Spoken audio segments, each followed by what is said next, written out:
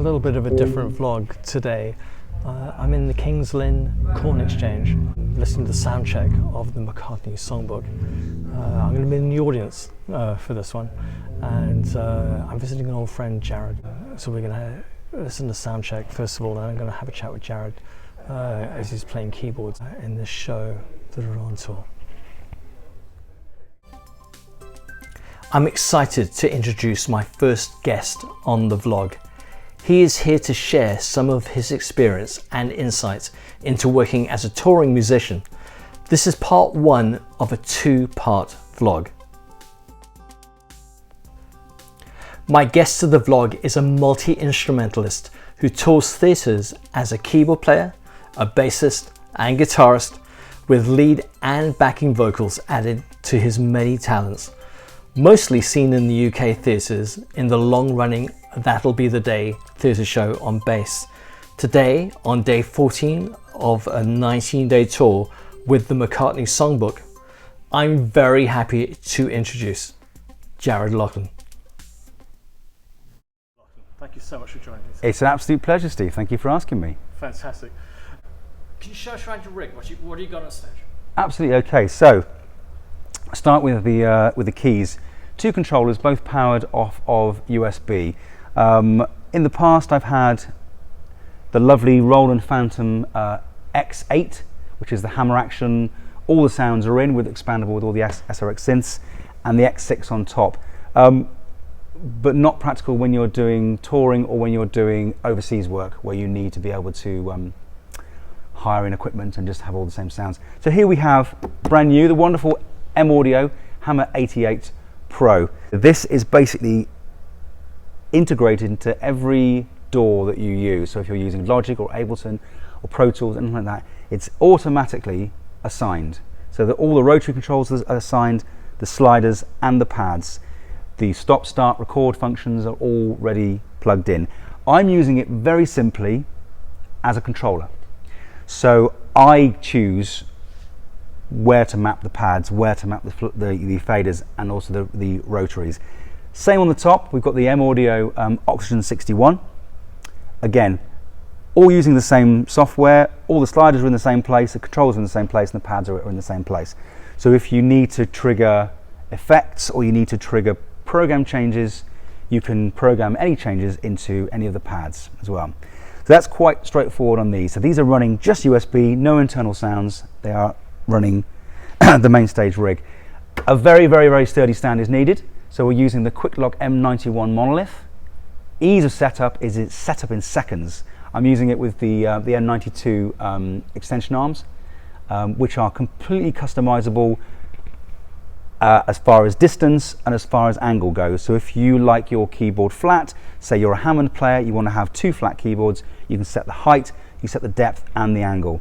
I personally like to have it set at a slight angle and set back so I can see the controls underneath. Now, these two beauties are powering this.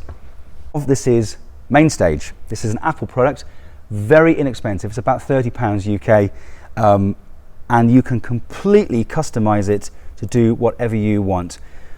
Up here we have our layout switch and a myriad of controllers. Now, I've got it set very straightforward, so it recognizes the Hammer 88, it recognizes the M Audio 61, it recognizes a single vertical fader, which I've got set to here, which controls my main volume, so if I want to fade anything in and out, or if it goes disastrously wrong on the gear, you can just turn the volumes off straight away without having to worry about upsetting Mainstage.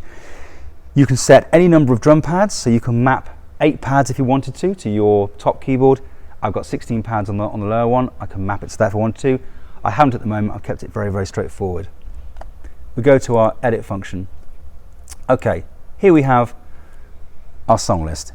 In the center here, it's showing us our keyboard. So the bottom keyboard here, as you can see, is our 88. Top keyboard here is our 61. It's reading the pitch bend and the modulation wheel on both. It's also reading, as you can see here, the controls for the foot pedals on both. A simple sustain is all I've gone for on this rig at the moment. Over on our right hand side we have our channel strips. Now anybody that's used to working with Logic, you'll know that you have a channel strip and you have your sound. Simple as that. Exactly the same on main stage here. So here we go. So this is how we set our sound. So we go for, first of all, we need to go for our Jungle Box piano. So our Mrs. Mills piano. So I'll solo that. This is the one. So that's basically sampled from the one that's in Abbey Road. I haven't put any compression on it because I want it to cut through when we're playing live. But there's your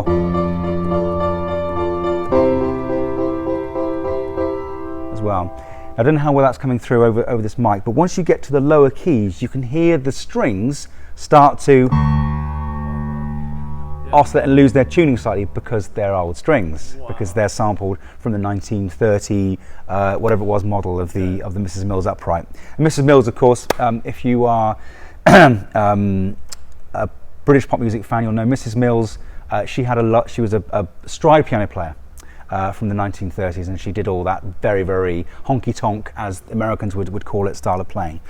So we use that from the Mrs. Mills. I've got that doubled up with the Grand Rhapsody plugin, which is absolutely fantastic. This is a sampled Steinway. It allows you to basically set a series of specific vintage microphones in any position, close mic'd, room mic'd, vintage mic'd. You can then set the levels of any of those there. So I've got that basically doubled up with the Spitfire Mrs. Mills, just to give it a little bit of extra warmth on the low end.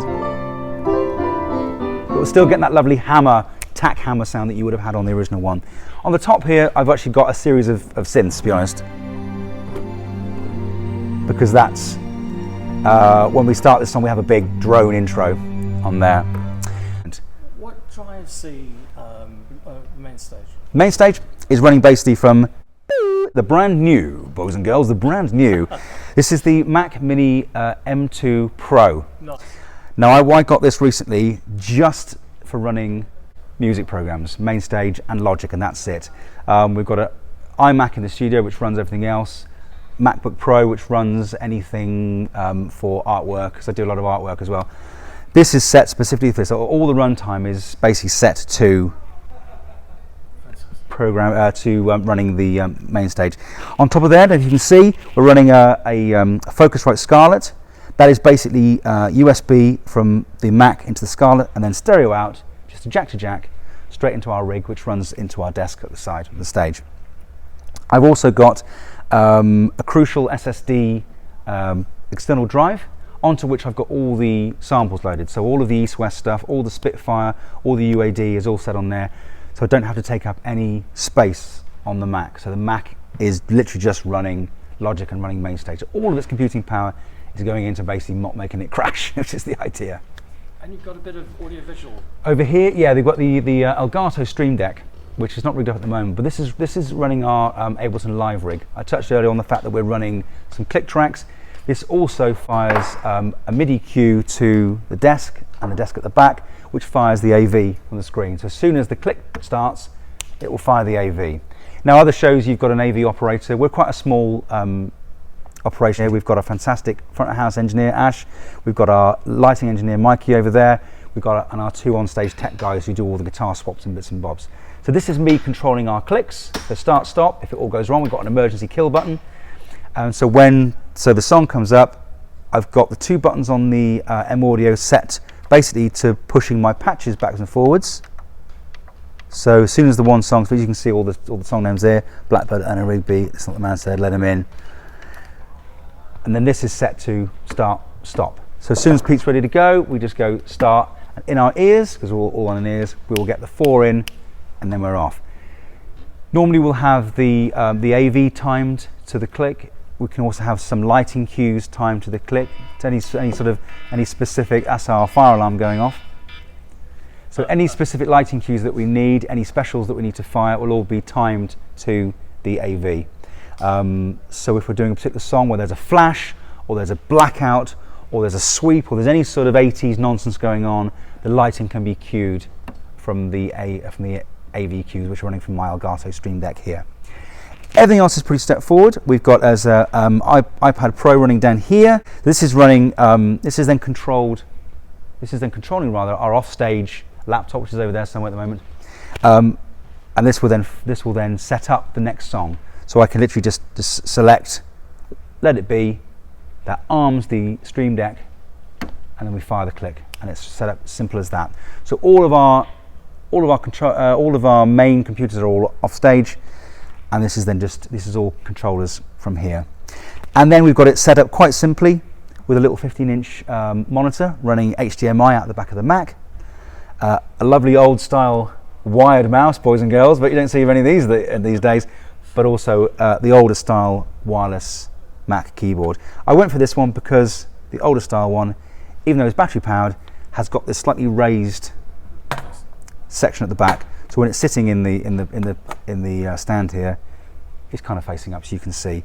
So this is the live rig. Everything is controlled from here. The Mac running. I got a little wedge at the back just for running some of the low end. We don't have to fill the in-ears full of bass or full of the low end synth. It can be handled from the back there. A very, very, very basic on-stage rig. 2 controllers running main stage from the Mac. Audio running through the Scarlett.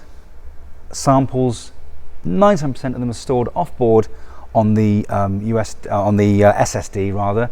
Got to use SSD, kids, much quicker. And of course, that's a 2 terabyte hard drive, so I can pack it full of thousands of samples. If you are familiar with the East-West Opus, their stuff is fantastic. It's all sampled from instruments. So if we want to do a bit of the George Harrison Indian stuff later on, you've got an actual sampled Dilruba, and all that sort of stuff. All the Sword Mandelas are all sampled straight into here. East-West also do the Fab 4, if you're familiar with that. So they do all the Lowrey organs, they've sampled all the pianos, they've sampled all the drums, the guitars. So if you wanted to use it within a studio environment, not live, you can of course use any of these samples within a studio environment, as you can with any of the samples that I'm using running Mainstage Live. I hope you join us for part 2 of this vlog, where Jarrod does a deep dive into the sounds he uses to recreate so many different eras of McCartney songs. I have included links to the McCartney Songbook in the description. Please subscribe and hit the notification bell so you don't miss out on part 2. Thanks for watching.